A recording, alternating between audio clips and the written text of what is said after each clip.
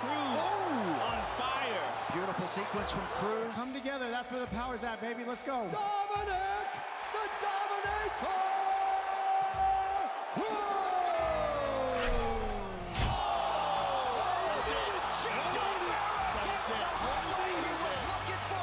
Inside the cage, is my family or yours? And my family is more important to me. Marlon Chito! Vera!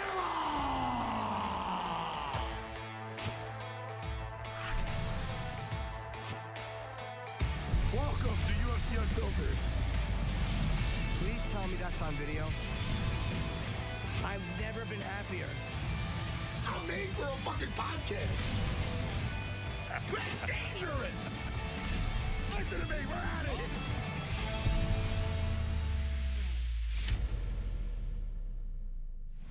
Welcome to UFC Unfiltered.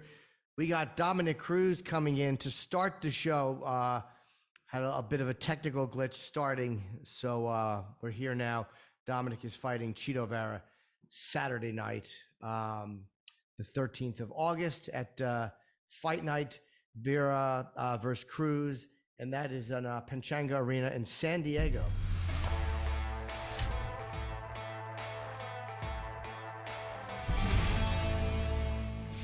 Dom, what's up, man? How you, dude?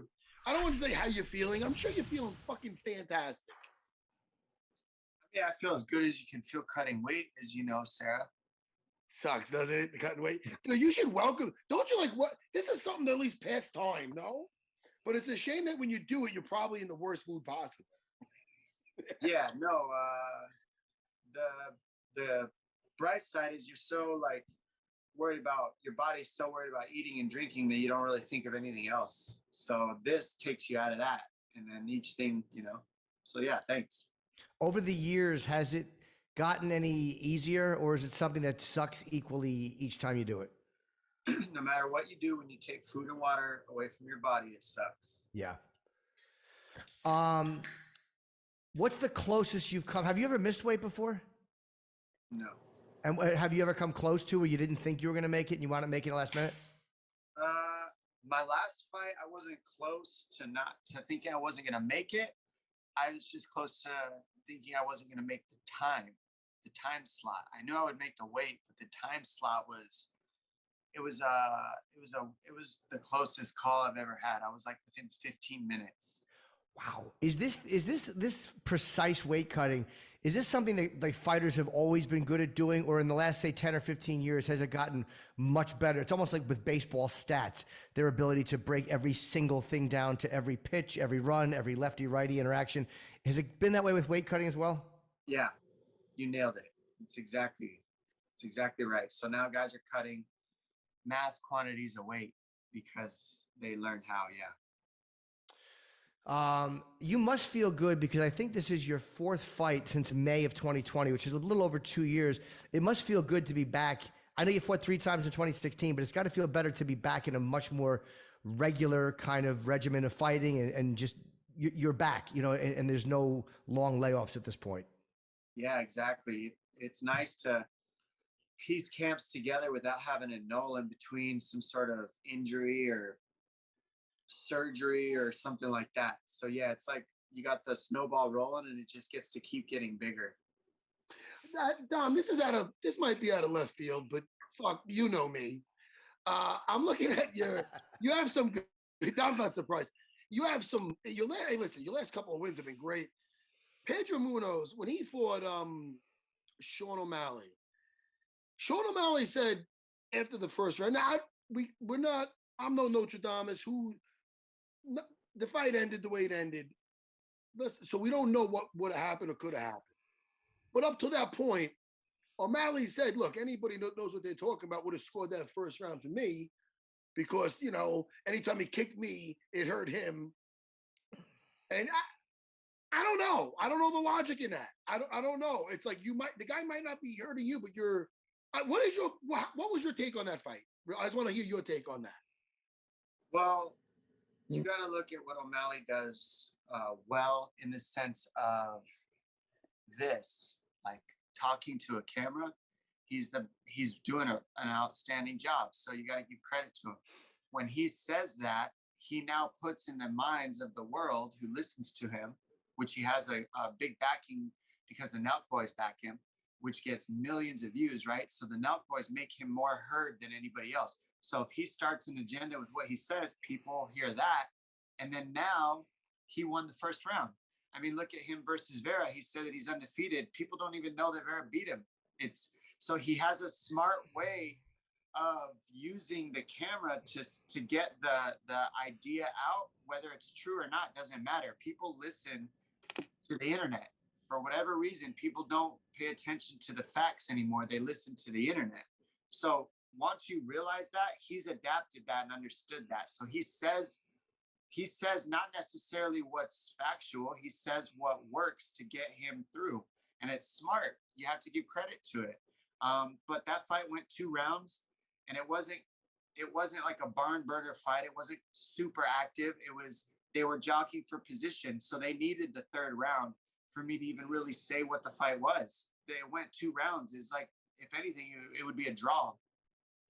You're a guy who's very, very prepared, and you always seem to really know what you're talking about based in research and a real experience. Does it drive you crazy, that new idea of people ignoring facts? And how do you grapple with that? Do you find that really irritating, or have you found a way to not let it get to you?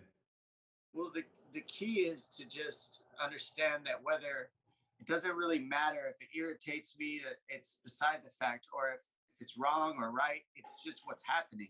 So you get to deal with it and adapt. O'Malley has adapted. Let's look at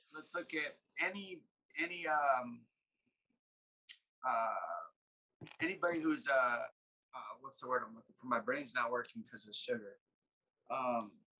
Any like Democrat or Republican, what's the word I'm looking for? Politician? Thank you. Any politician uses this idea very well. Once they say something, whether it's true or not doesn't matter. It just gets said, and then it travels through the courses, and then people believe it. So he's using this kind of tactic. The same thing Trump did, the same thing Biden's doing. I mean, all these guys use it, and he's just copying it, and it's smart. So you've got to use the same thing. That's it. So I'll use the same thing, and that's all you do. You said something interesting too about Marlon Vera, and again, psychologically, I think you're a very aware person. You and I have talked in the past about depression and moods, and you seem to be very, very in touch with that stuff, and you seem to be good at seeing what other people's motives are. And you said that you think that he's wanting to be heard when he's saying certain things, because even after the O'Malley thing, people are not noticing him, which I thought was a really interesting point. Do you think that's frustrating him, or how do you think that's affecting him? It's a good question. He seems frustrated by it, but I don't know. I'm not going to speak for Vera. I'm sure if you brought him on the show, I would say something and he would completely contradict it. That's how he's shown up so far. So it's like, I don't know what he's thinking. I'm not going to pretend to know what he's thinking. But from the results of his interviews, he seems very angry and frustrated. That's all I can say. I don't know why. And particularly with me, I don't know if he needs to have some sort of reason to dislike or hate the person he's fighting. But when I've seen him in person, it's always been very cordial and normal, like seeing anybody else. So the interviews, I feel like when you put a camera and a microphone in front of his face, he says what he truly means. And he seems angry, but I don't know why or where that comes from, other than he's going to fight me. And because he's going to fight me, he can't like me or be nice, I guess. So if that's how he does things and he shows up at his best, who am I to judge that, you know? Hey, there's people this fight is like that, 100%. 100%, whatever they got to do mentally, and they don't want to get too close. And you, my friend, you're a huge feather in somebody's cap, man. You know that with everything that you've done, champ. So it's like, I probably wouldn't want to be friends with you either if I was in that. You know you're going to fight somebody like that? I don't know. I was always very cool with everybody, but when someone's in your division and you might go have your time in the cage with them, I don't, sometimes you don't want to get too close. That's fine. I'm not trying to get close. I'm not trying to be his friend. I'm also not gonna. Not you personally. Well, anybody. Like it doesn't matter whether I understand it or not, really, to be honest. But to me, why waste the energy talking like crazy when we're going to fight? I'm going to go in there. I'm going to try to kill him on that night. He's going to try to kill me. That's a fact. Regardless of what's said before that or how we interact before that really means nothing. But whatever, like, let it, Hey, I heard a rumor. I don't know. But I did hear a rumor that somebody said that Frank Yeager was saying that he wanted to fight you as like a retirement fight at MSG. Is that true that he said that, and that you said you wouldn't say no to it? Is this not a little bird saying in my ear? Not that little bird. Not No, you. a different bird than me. A different bird. No. He did call me out. It's a smart business move. Like you just said, the feather in the cap thing. His last fight, we've got history as champions around the same time. Yes. I respect him. He respects me. We've never had, you know what I mean? So Gentlemen. Again, we've also never gotten really close because I feel like Frankie's always kind of known. I've always kind of had it in my head that could happen.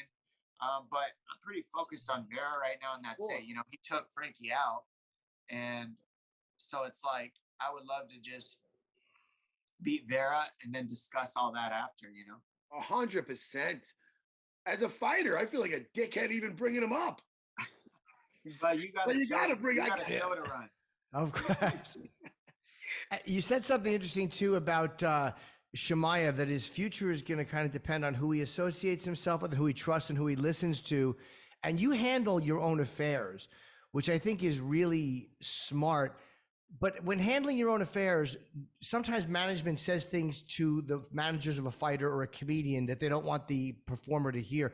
Do you ever hear things that you don't want to hear when you're negotiating with like things that they would say to a manager, like, well, he's not this or he's not that. Like they would do that to get less money. Do you have to hear that shit now because there's no management buffer? Well, they can't really, when you're talking to a Shelby or a Hunter to their face, the lack of communication can't be there. You're right there facing the person. So that middleman is gone. So whatever they're going to say to my face. Now, the one thing you can't do is sit in front of those guys and try to like toot your own horn. You can't. I did this, I did that. I got this many buys. I got that many buys. And that's where, you got to have another person in the relationship, which is Eric Del Fierro or something like that. But they're very normal people like you and me. You just got to be able to have a realistic mindset and not have a lot of, the big thing is not I deserve. The big thing you can't say is I deserve, because realistically you get everything you earn in this sport, and that's it. Nothing more, nothing less. Plus, when you're dealing with any type of an attorney, and especially if you're talking about the technical side of things, going back and forth, well, I have this many or that many, those are things they're probably pretty good at debating because, again, they're behind the scenes numbers people. Yeah, so I think you're right. That's probably something to stay away from because, again, I think that's also something they debate probably very well. Well, yeah, they know how to like bring up certain things to get under your skin if they want to. They know how to.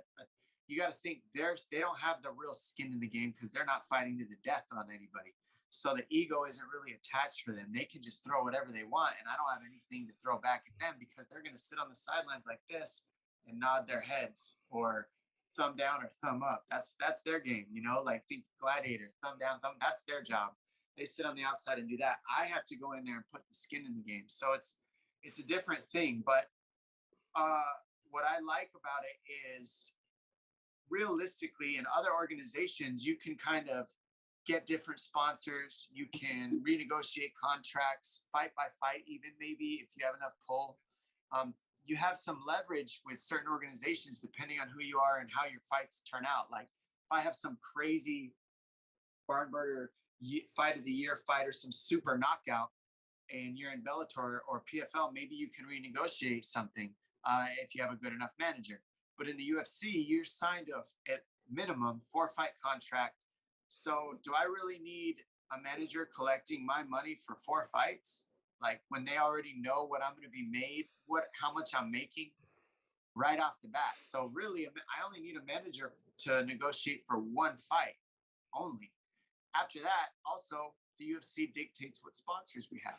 So what is this manager going to bring me sponsorship-wise? Unless they can tell me I can bring your brand, Dominick Cruz, sponsors separate from the UFC, but you can't wear it in the octagon. But I can bring you this, this, this, and this just to have, because they like your social media or because they like who you are. And you get this money, this monthly from these sponsors that only I know. Now there's a reason to sign with the manager. But if the manager's saying, I can bring you sponsors to get on the UFC octagon, well, the UFC dictates that, not the manager. And the UFC tells the manager what to do. The UFC tells the manager how many fights and how much money they're going to go up in a 4-fight contract. You're only going to go up $5,000. The manager could say, well, can we go up 10 grand per fight, da, da, da. And the UFC can just say, no, we've got so-and-so that'll do it for a quarter of that. Why would they have that? They're the UFC, so they have a different level of fighter that are willing to fight for cheap. And so they always throw that. They can always throw that at you. So you have to, I'm just like, man, I might need a manager for one fight negotiation, for maybe a renegotiation of one new contract. But after that one conversation, I can have my conversations the rest of the time on my own. Does it make it, oh, sorry, Matt. Does it make it awkward negotiating? Because you're such a great career also as an announcer. So you have this whole, again, very established career as an announcer. Is it awkward to negotiate either as that because you're a fighter or as a fighter because you have that? No, you just have to listen to them and be willing to work with. You just got to talk to them. It's like any other conversation. It's a relationship. You got to build a relationship. When you walk away, did you ever think from the game? Do you ever think that you might come back and smack a YouTuber or something on? Like, you ever think you'll take apart one of those fucking crazy fights with whether it's you got fucking great hands and footwork. Maybe you get a YouTuber that thinks he's the next fucking Sugar Ray or something and wants to fight you. Would you ever think you'd take part in something like that, or you think it'd be corny, or you money talks? I would. Yeah, I'll probably. I don't know. That's a good question. I would probably do it though. Like, it depends on who it was and stuff.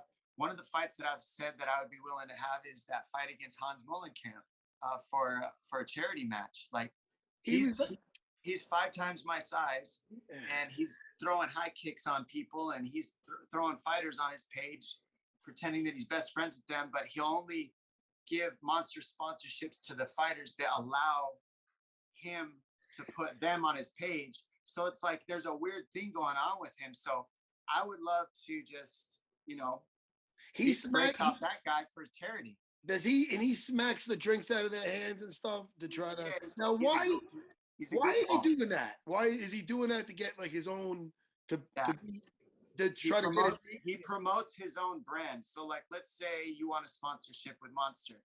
He'll go, you got to have, all right, cool, but I need you to wear, I got this brand Triumph United. I want to put that in the gym.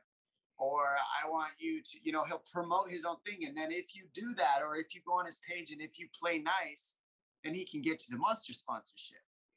But if you are like, hey, I'm with Monster, why do I need to do this for you? Then he cuts you, which is what's happening.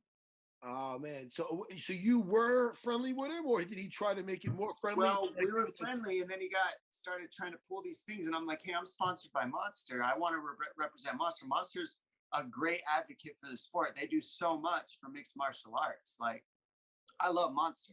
Monster took care of me when I was broken, and they stuck with me, And then he initially got me walked into there, but then as he started being there, he started to say, I'm the reason why fighters are here. I'm this. And his ego got really big, and he got a little bit out of whack. So I would love, and you can see just from his page, and you'll see like all the fighters that are giving him love on there. It's because they want that sponsorship. He buys the love. It's not real. Like, he has control over who gets sponsored and who doesn't. So as a result, I'm just saying, I think for charity, it would be good. I don't need money from it. Give it all I don't let him pick the charity. I don't care. But he's a fighter. He's got a pro record, right? He's bragged about it. It's all over his page. He's got weight on me. That would be one that I would do. You asked me. That would be one that I would do outside of fighting when it's all done. No problem. That sounds like you just want to put your hands on him. But but for charity. It sounds like you just want to put your hands on him, but for charity, of course. Well, I mean, who do you know? Like, when you fight, what do you do? Sorry? when you fight somebody, what do? Do you put your hands on them? Oh, do I ever? I do everything but bite their fucking Achilles. Oh, Dominick, I'll tell you, I love it. You're so lucky that you get to still do it. Yeah. Don't you feel, Dominick, now that you're healthy? You've been in there broken. Now you never look better, man. With that kid you fought, who's that? You fought Pedro. Then you put that kid Casey, right? Casey Kenny, yeah. Kenny. That kid's a tough kid. You have the experience, and now you don't have a broken body. You feel reborn. Do you feel reborn? You're so good at this, man. I'm not gonna lie, you do. I gotta You get say all the right things. You're right. cutting. I feel great. I'm healthy. I've got the streak going, and it's a different perspective when you've been me. As I know, Sarah, with all the injuries, like I've had time to almost be retired and feel what that feels like. I've had that time, like all the layoff, all the time in bed where all you can do is bend your leg 10 times and that's it. So it feels so good to be on the other side of that and be grateful to be able to do this. Yeah. Dom, we have to wrap. We don't want to, but because they booked the show with the fighters so close together and we have a guest in between, we have to jump to our next guest. I hate it. I don't want to let you go because you're one of my favorite guys to interview. So can we come back to you after the fight or before your next fight? We love having you on. Yeah, I love being with you guys too. All right, Dominick Cruz, good luck on Saturday, man. I'm happy that you're healthy, and we're thrilled that you're fighting again. Thank you, guys. All right. Good luck with the weight cut. Talk to you soon, man.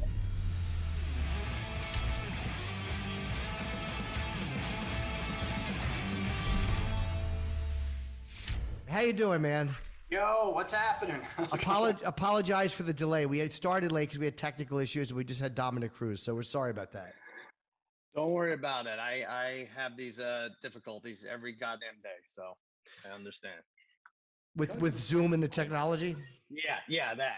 Not so much with Dominick Cruz, but yeah, with Zoom and technology. What's happening? What is he?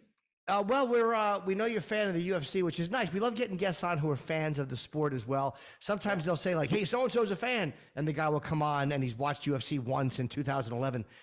So we're happy, guys. You said you love Rose, Poirier, and Cormier, which is an interesting 3 favorite fighters to have. Oh, is it? Tell me why. I mean, I really, Oliveira, I mean, I love them all. But first of all, let me give you some backstory. I was one of these a-holes who would hold to boxing's better than MMA. It's more pure. It's skull. But I had to let go of it because, first of all, I have a crippling gambling addiction. And and the boxing, it doesn't offer you anything. Every matchup is you have to lay $20 to win $1 on the favorite, and it speaks volumes as to what Dana White has done. He's able to create fights and I get smaller gloves and everything else. And so you'll have matchups that are more of a coin flip and that's more fun for a gambler. So I've let go of that boxing. I love boxing. Yeah. So that's where I am. Was that the same with you guys? Was it a hard pivot? I mean, not so much. For me, it was easier to let boxing go. And the reason I said it was an interesting 3 favorite fighters, I think it's really interesting, great choices. Because Poirier he's a big name, but he's not a name that somebody outside of fighting knows to the extent that they know a Conor McGregor or even a Sean O'Malley now. So I think that they're just really good choices. And no, I have no love for boxing anymore because after they made us wait so long for the original Tyson Holyfield, I never forgave boxing. The judging sucks. I can't enjoy the sport anymore. Yeah, I'm with you. And I was on hand. I paid the extra ridiculous amount of money to see Mayweather Pacquiao. And my cousin Jimmy actually walked Pacquiao down to the ring and it was cool. And then we're like, oh, yeah, this is why this fight should have happened 6 years ago. And it is disgraceful. Well, how long, Cousin Sal, have you been watching the UFC? Well, I'm in every card now is probably for the last 3 or 4 years. The pandemic helped because it was the only thing going on, right? And so now, because I have to get money down on, and especially during the summer, something other than terrible baseball, I'm watching all the time. Yeah. Now, you did a bit with Nate on Kimmel Live. What was? I never saw the bit. What was the bit? I think it's got like 5 million views or something. It was called. I think we called it "What's Up." So basically, what we would have is we'd have a tough guy. We've done this with Tyson too. We'd have So it was Nate Diaz. He was promoting his fight with Conor, and we have him come out to the street. Actually, we interview people on the street about the upcoming fight, and we try to get people say that, oh, Nate is going to get killed, he sucks, and say something derogatory about Nate, and then Nate comes from behind and puts his hand on their shoulder, right? So you don't really find, you just find like cartoon characters like on Hollywood Boulevard. You're not really going to find the regular fight fans. So we kind of made it, I forgot what the hook was, but we got like people from local MMA gyms to come by to comment, and we made it like we were doing a regular news story. So these are all MMA junkies. And then when Nate was coming behind them, the idea is they're supposed to get terrified and piss their pants and be like, oh, we're sorry, I didn't mean it. I didn't mean to say that Conor's going to kick your ass and all this. But these dopes were there was such meatheads, they were like standing up to him. And they were like, yeah, what are you going to do about it? I said, you suck. And he was like, well, he didn't know what to do. Like normally the reaction is he lays him out right there, right? But he knows he's not supposed to. Like, if these guys should be crapping themselves running into traffic at this point. So Nate thought we sabotaged the bit and was then actually mad at us because he's untrusting of TV. And I don't blame him, because after 3 or 4 of these, it was like, hey, what the hell's going on here? So it took a while to unravel him, and eventually we all got pictures. And like I said, it got a lot of views on YouTube. Yeah, it's one of those things where and also being that fighters are in Nate's world, they look at him the way I would look at a comic or somebody. You got to get somebody who like has no interaction with fighters, right? Because they all know that even though Nate could probably kick their ass, there's a camera running. So then Nate's just gonna have to kick my ass on camera. Like, you have to go down swinging. You can't just, because then you got to go back to your gym, and on camera you've been completely humiliated. Yeah, and also a lot of them would wear it as a badge of honor if they woke up from their hospital bed. But yeah, it was really frustrating on our end too, because we weren't getting the desired reaction. But especially him, I mean, he was a lunatic and very upset with us. I think he had a bad experience on Conan too, where he was actually sabotaged. But this that was interesting for us, but we all made friends. Now, Sal, let me ask you, now, you're a comedy writer? Is that what you do for Jimmy Kimmel? Yeah, I do hidden camera bits, and I was a comedy writer. I walked away from the day-to-day of it because now I have a sports gambling talk show on Fox every day. But yeah, I do hidden camera. You know what's interesting? Go ahead. I don't know if you had a follow-up, but I did a hidden camera with judo Gene LeBell, who we lost this. Oh, he just died. Yeah. I don't know if you guys talked about it yet, but that guy was a hero. I mean, go check out his fight. I mean, he really does have. I think he has the earliest footage of basically the birth of MMA. He fights Miles Savage in the 50s or 60s. I forget when it was, but it's on YouTube. Check it out. He beats him. And I was good friends with Roddy Piper, and he considered Judo Gene his father. He didn't really know his father. And I've done hidden camera bits with Judo Gene. He's just a legendary stuntman. His parents were promoters at the LA Olympic Auditorium. So he's got a long history. And he made Steven Seagal crap his pants. I don't know if you guys know about this. I did not know that. I know wasn't he George Reeves's stunt guy on the original Superman? Oh, yeah, he did all of them. Yeah. What did he do with Steven Seagal? He and Steven Seagal were in a movie. I think he was supposed to be one of the guys Steven Seagal was just throwing around. And, Judo Gene famously represented the U.S. and the judo team and everything. And Steven Seagal kind of called him out and said, you can't choke me out. You wouldn't be able to. And he actually went behind them. The story has it, legend has it, and choked him out, and to a point where the wardrobe came back and said he actually crapped his pants. We had to have a change of clothes. Wow. Look it up. Yeah, it's legendary. And Steven Seagal, of course, denies it, but there were enough people on hand who corroborate the story. Hey, a little thing on Gene LeBell and what kind of badass he was. Yeah. And I got a picture of him biting my ear somewhere or something when I seen him. And the fact that he knew who I was when I went up to him, because I was very respectful. Right. Meant the world to me as a fighter, because I really looked up to the guy. But when the Gracies broke they broke on the scene. Listen to this, Jimmy. In the 90s, the mid 90s. 93 was the first UFC. So they put a challenge out through Black Belt magazine, and it was to a list of martial artists. I don't know who's exactly on the list, but I do know that Gene LeBell was a name on there, and this was put out there from Rorion Gracie. Okay, so Judo Gene LeBell answered back, and he was just brilliant the way he did it.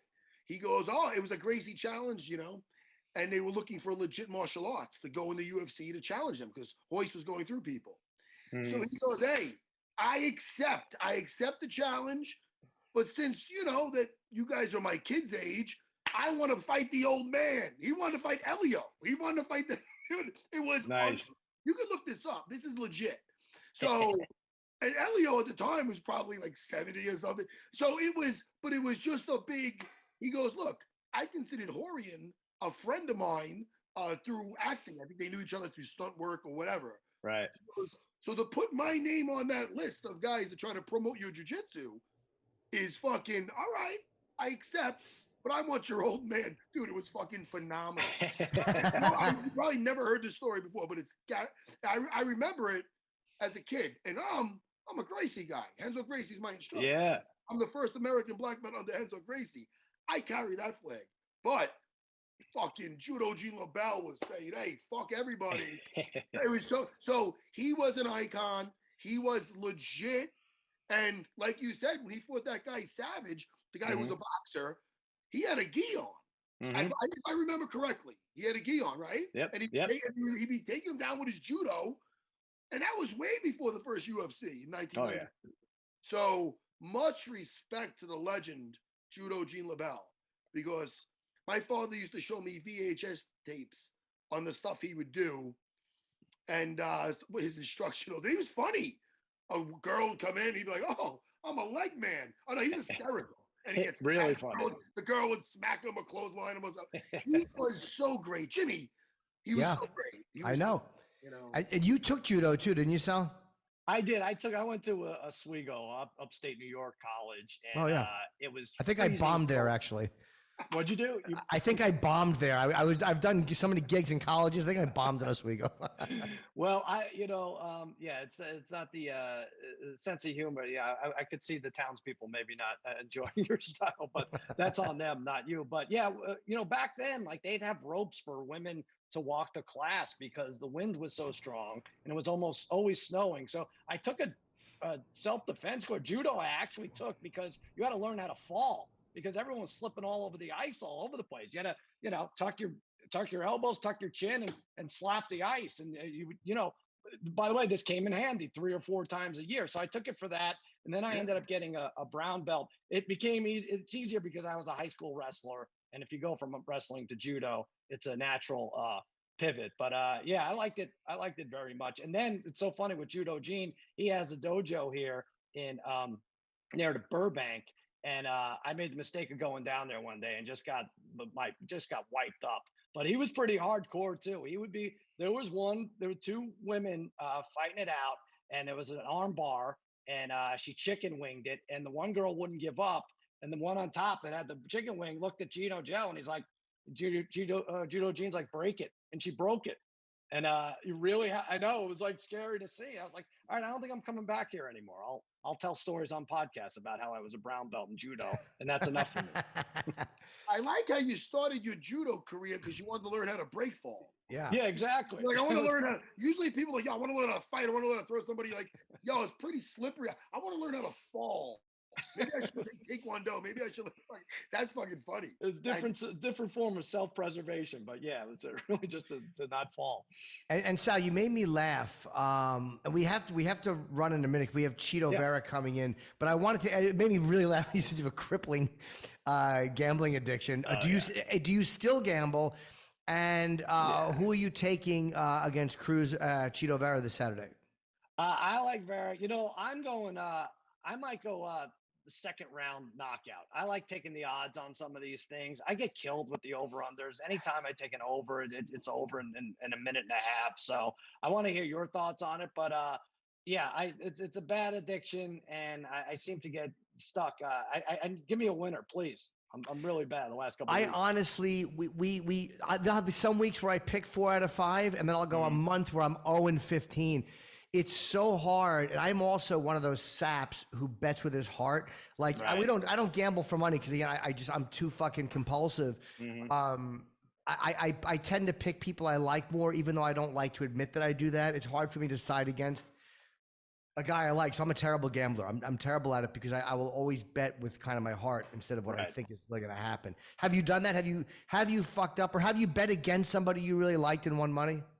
Yeah, it's like, I bet against Cormier with what was it, like the second Stipe. He lost twice to Stipe, right? I think won once and lost twice. Yeah. So did they fight 3 times?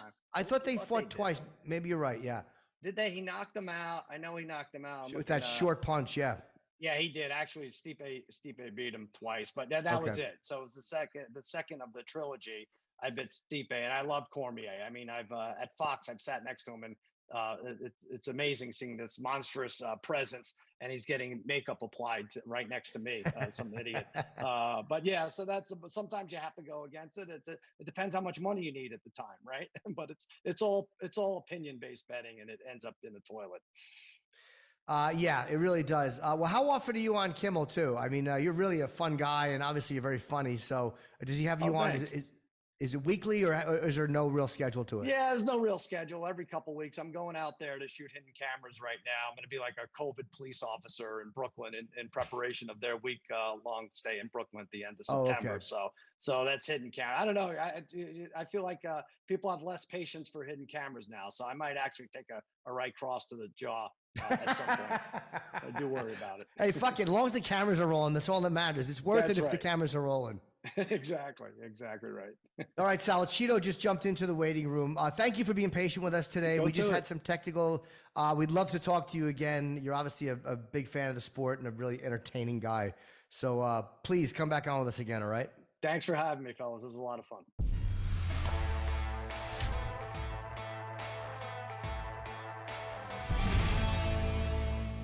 Yo, he called Petr Yan a fat cunt. Dude, it made me laugh for an hour. Hey, don't you say those bad words on fucking online?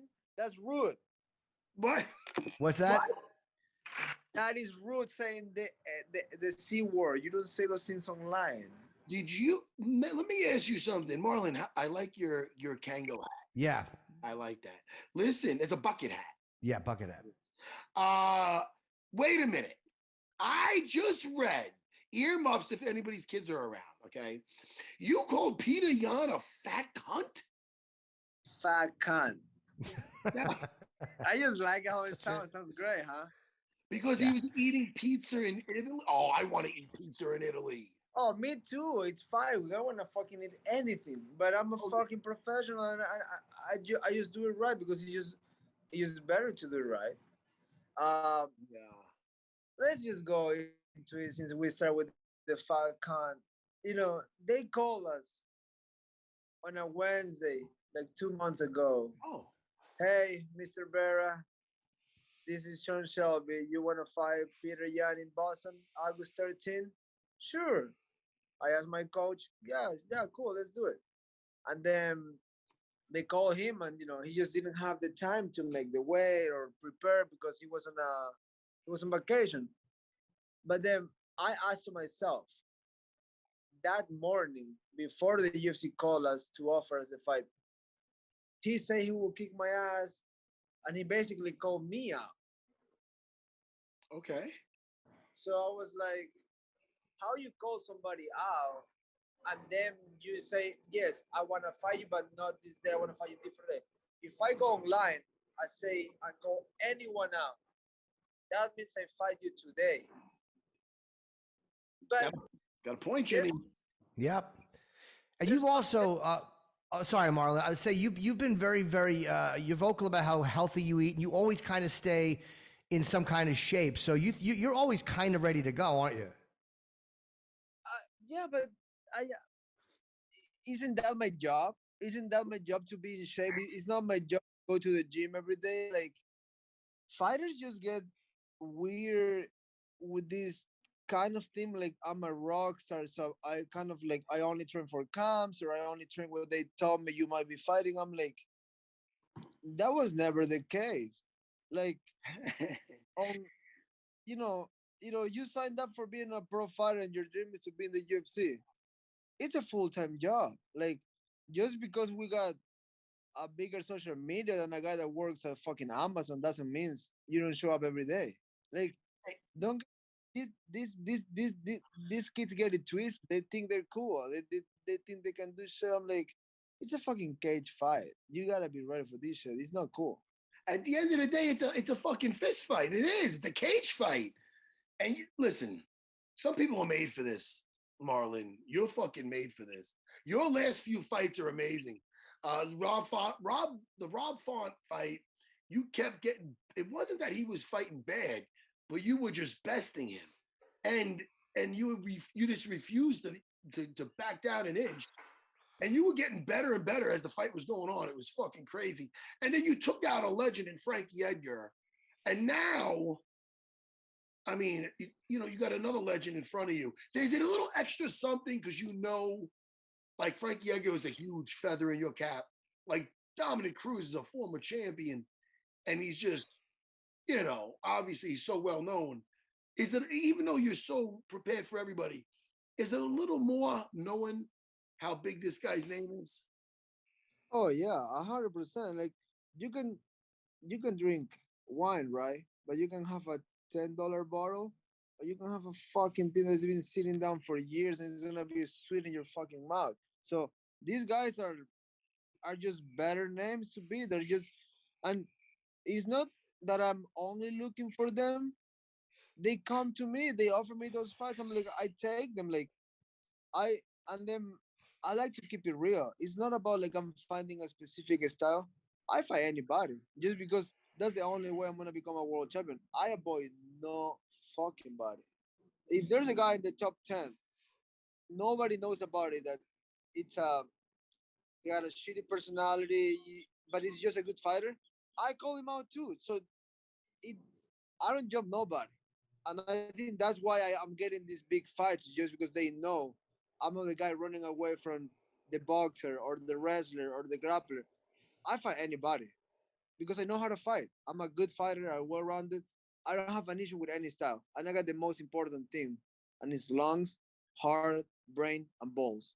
Yes. And what do you think with Cruz? Because Cruz again is such a legendary career so far. What do you think is the most dangerous aspect of him at this point in his career? Honestly, it's almost like since he's already been in the top, he's already been there. It's almost like he's the one that got nothing else to lose because he's already been there. I'm the one that I want to be there one day. I'm the one that I want to touch that belt one day. So for me, it's like it's almost like I have to kick his ass. He don't have to kick my ass. He's just taking this fight just because he want to stay in the game, which his reasons, his whys, doesn't matter to me. But I'm on my way up. I need to beat this guy. I need to kick his ass. That's why I prepare the way I prepare. And it's still a hard fight. Like, you don't get any easier. Like, it doesn't matter if the guy is a little older. He's coming off 2 wins against a prospect and a guy that's been in the rankings forever. So it's not gonna be any easier than any other fight. And he has his own style. He moves a lot, and I just I just know one thing. I work so hard for this moment that I'm not worried. I'm not tripping. I'm worried as for the fight because it's a fucking fight. No one wake up is like, yeah, it's fight day. It's a fucking fight. It's real. Yeah. But I know, looking back, I did everything impossible to win this fight. So I'm okay with myself, and I'm happy with the work we did, my team, myself, and everybody around me. Well, I mean, listen, I'm excited for you. I mean, we really enjoy watching you fight, and you're so close. You're right there. Dom's a great opponent.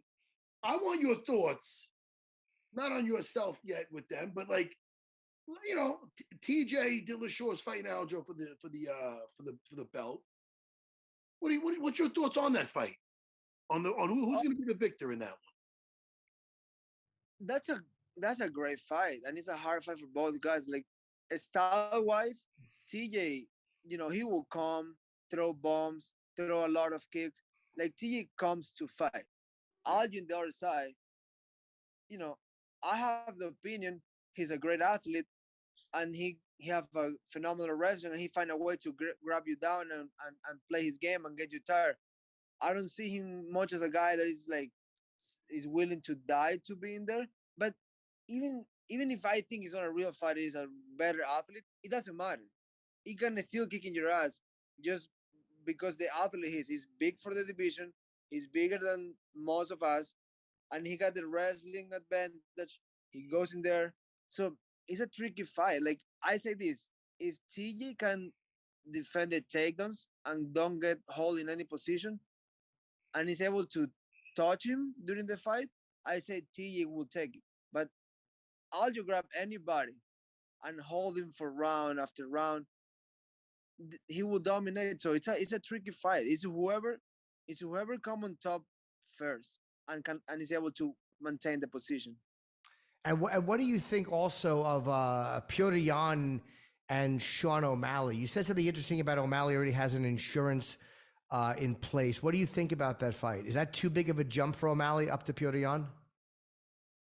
Not really. Like I'm like, you still have a puncher chance at any moment, so anything can happen. It's honestly, to me, it's like it's O'Malley's gonna get on Jan's head. Like how mentally strong is Jan? Because I'm a person that I don't give two fucks what you're saying. I'm like, sure, whatever. Oh yeah, he said your mom is a con. Cool, I don't give a fuck. I really worse doesn't matter to me. Like you will really have to do something physically to somebody I love to make it personal. But them is like, that's not fighting anymore. Like I'm actually trying to hurt you for real. I'm not in the cage. I'm gonna find you. But that will never happen in MMA. I'm talking about like, is Jan gonna be able to like be okay with all the show and like, these a bunch of these weird kids that follow Mali text him DMs and be like, oh, we will kill you. I'm like, nah. I think that's nothing because that's just a little bubble fake world some people live on. But Jan is just, he's well skilled. He got experience. He fought good names. He fought hard fights. In the other side of Miley, got all the skill in the world. Like he's the only one thinking everybody think he sucks. I don't think he sucks. I don't think nobody that made it to the UFC sucks. There's levels to it. He got the skill. He just haven't shown it. He only have 2 fights that he was supposed to show something. He got knocked the fuck out in one, and in the other one, he eye poked the guy. So maybe it's not his fault, but it's still not in his favor. So he haven't shown anything yet. All the skill in the world, but just his skills you haven't shown yet. You and man, I think you would agree too. You and Cruz are very similar in the fact that you both have a very practical way of looking at fighting. Neither one of you guys seems to be thrown by other people's emotions or other people's behavior. You guys both seem to have a very level headspace going into a fight, and not easily distracted by things that an opponent would do. I just don't get when they call it a beef. I'm like, two guys start talking shit in a mic to each other, like, yes, I'm gonna kill you, yes, I'm gonna fuck you up, and then the crowd is like, ooh. I'm like, that's fucking pretty weak. That's kind of like, is that fucking real? Like, if those two guys are in a fucking alley, are they gonna fight till somebody kill each other? I don't know. Like, if I see my opponent in the lobby, which I did yesterday, I'm okay with that. I'm just like, hey, sure, you're right there. But if you give me an excuse, if you give me a weird energy, if you try to bump your chest, I can guarantee you we're fighting. But if you use a man and you see me pass by, no one say nothing, I don't say nothing, I'm okay with that. I'm not a punk. I'm not like running around town like being like, where is him? Where is him? Oh, I'm gonna kill him. I don't do that. That's for free. But you cross a minimal line, I'm gonna do it. So I'm like, it's fighting, dude. You wanna put me in a cage with another man? I need my energy to be there. If the guy's talking shit and trying to get advantage, I'm like, sure, good luck with that. You're not getting in that head. No, and if no. you do get in that head, you might not like what you find, Jimmy. Underneath that bucket helmet. Look at him. He's getting ready for the cage. The only time I see him smiling more is when he's fighting. Yeah. So happy. Marlon, good luck on Saturday. This is a great fight. And again, there's so many good fights in that division. Besides, there's Merab is fighting Jose. I mean, there's some really, really great fights in bantamweight, and this is one of them. It's a good time to be a bantamweight. You got Merab and Jose coming up next week. You have fucking Sanhagen and Sonja Dung. You have T fighting Starling. Me and Cruz. Omar is fighting Yan. Like, honestly, any winner of these fights can fight for the belt next. It's just who does it in a better fashion and who just does better. Like, it's all about performance. Like, and I'm excited about it. You know, it's good to be a bantamweight today because you beat any of those guys I named right now, you can become a world champion. Well, Marlon, good luck on Saturday. This is a great main event. You against Cruz, and prelims are 4:30 Eastern, and the main is 7 p.m. Eastern at Pechanga Arena in San Diego. And we'll talk to you again. It's always such a pleasure to watch you fight and have you on. So good luck on Saturday, man, and thanks for coming with us again, okay? Yeah, appreciate you. All right, Marlon. All right, great Marlon Vera. Thanks, buddy.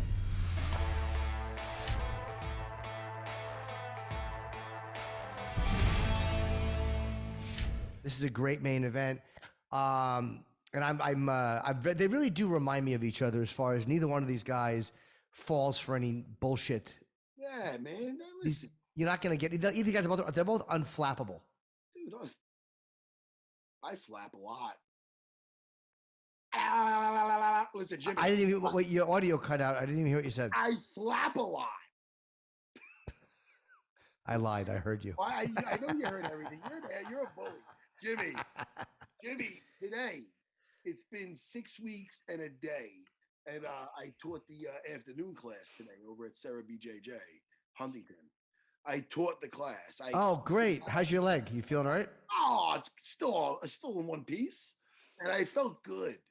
It felt good being on the mat. I'll put on Instagram what I did. I did a couple things, but it's just, Jimmy, it's a lifestyle. It's what I do. I like making good people dangerous, Jimmy. It's all I know how to do.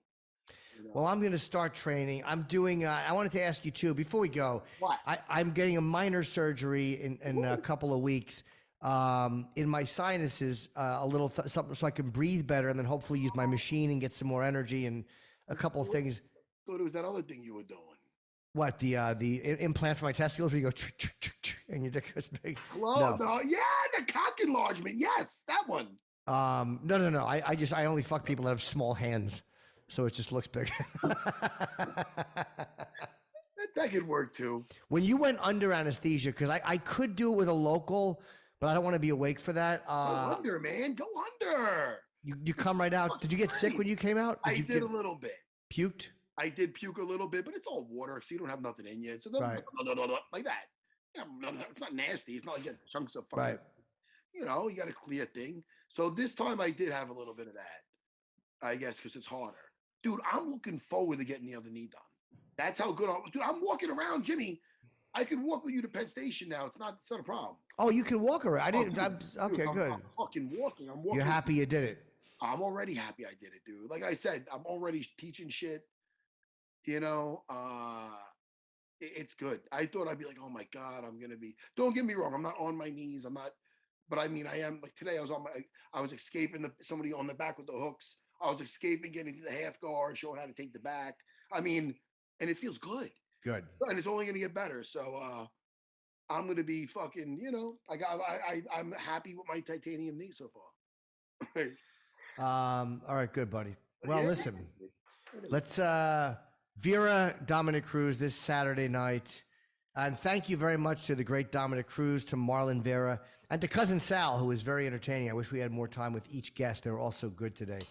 I'm looking forward to watching these fights. Jimmy. Yes, sir. Rest in peace, Chito, Gene LeBell. Yep. And Leandro Lowe, another. I didn't want to destroy his name. He's a young jiu-jitsu guy. Yeah, he was an 8-time world champion. I almost asked Hoyce about him, but what's that? You heard about that? Oh yeah, of course. They were in a nightclub, and they said it was a cop who shot him, and the guy like grabbed something off of Leandro's table, a bottle, and I guess that Leandro subdued him and held him, and then when he got up, the guy pulled out a gun and shot him. So I don't know if there was anything else to it, or if the other guy was drunk. I mean, I just don't know the details, but yeah, it's tragic. It is tragic because you hear how great the guy was. Yeah. Be careful out there, people. Yeah. Listen, but the fights this weekend, I'm looking forward to that. Me too, buddy. You plugged your stuff, no? What'd you do? Tonight, a 1 hour Fat Black Pussycat, and this weekend, Friday, Saturday, I will be in Rochester, and the 22nd of August, 2 days before my surgery, in Long Island, New York. One show. When is that, the Long Island one? August 22nd. Dude, I might be away. Is that the same day as Marab's fight? No, it's a Saturday. I'm sorry, it's a Monday. It's a Monday. It's a Monday. Yeah. Jimmy, can I come to your show? Of course. Where is it at? It's in Long Island at the Beach Club in Long Beach. In Long Beach. So you're saying I'm gonna go there and get some special treatment? Of course. Yeah. Well, Tickets at will call. Yeah, I'll just put your name on the list. We're gonna talk about that. Maybe I'll go there with my wife. Is that cool? That would be nice. I'm so looking forward to that, Jimmy. Good, buddy. Also in Long Island, Sarah BJJ, Huntington, Long Island, SarahBJJ.com. I'm always there. I'm going there now. Jimmy, I love you. I'll talk to you soon. I love you, sweetie. See you soon. You don't have to throw in sweetie. I have to. Bye, Jimmy. All right, my baby. Bye-bye.